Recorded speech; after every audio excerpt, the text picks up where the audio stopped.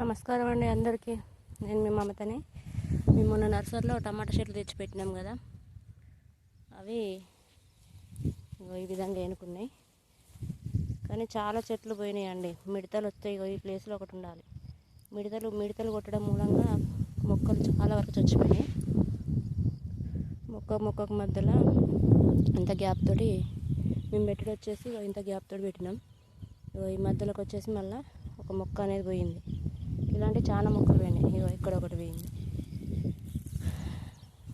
ఇక్కడ నుంచి ఇక్కడ దాకా మళ్ళీ ఇంకో మొక్క లేనే లేదు. ఇదైతే చాలా దూరంగా పోయింది.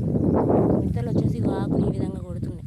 ఇది చెట్టే, టమాటా చెట్టే, కానీ ఈ విధంగా ఆకులు కొట్టేసి ఒక్కొక్కటి ఈ మొదలు కొట్టడం మూలంగా ఇరిగిపోతున్నది చెట్టు. ఈ లైన్ అయితే చాలానే పోయినాయి. ఇక్కడ అసలు మొక్కే కనబడతలేదు, ఒక్క మొక్క కూడా. ఇక్కడ నుంచి ఇక్కడ దాకా అసలు ఒక్క మొక్క కూడా కనబడతలేదు.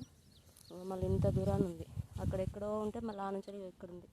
చాలా వరకు చెట్లన్నీ కోల్పోయినాం. అసలు ఈ లైన్కు చెట్లు ఇంత దూరాన పోయినాయి. ఒకటే లైన్ చూపిస్తుంది అనుకోకండి. ఈ పక్క లైన్ కూడా ఇక్కడ ఉన్నది, ఇక్కడ ఉన్నది. మళ్ళీ మధ్యలో లేనే లేవు చెట్లు. చచ్చిపోయిన చెట్లు ఎట్లయితుందంటే ఇట్లా అవుతున్నాయి. ఈ రకంగా మొత్తం ఎండిపోతున్నాయి చెట్లన్నీ. ఈ లైన్కి పర్లేదు, ఈ లైన్కి మంచిగానే మొలిచినాయి, ఓ తీరుగా ఉన్నాయి. కానీ పక్క లైనేనండి విపరీతంగా మొక్కలు పోయినాయి. దీనికి అక్కడక్కడ ఉన్న కాడ కొంచెం దగ్గరలోనే ఉన్నాయి. పోయిన కాడ మాత్రం మొత్తం పోయినాయి. ఈ లైన్ మొత్తమే లేదు. ఈ లైన్ వచ్చేసి ఓకే, పర్లేదు.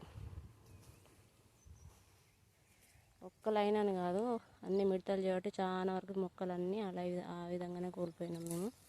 అందుకోసమని మేము మళ్ళీ నర్సరీ నుంచి వెళ్ళి ఇంకో 500 మొక్క తెప్పించినాం. ఇప్పుడు ఆ మొక్కలే పెడుతున్నాను. ఇట్లా ఉన్న దగ్గర ఉన్నాయి, పోయి వచ్చేసి అనిపోయినాయి.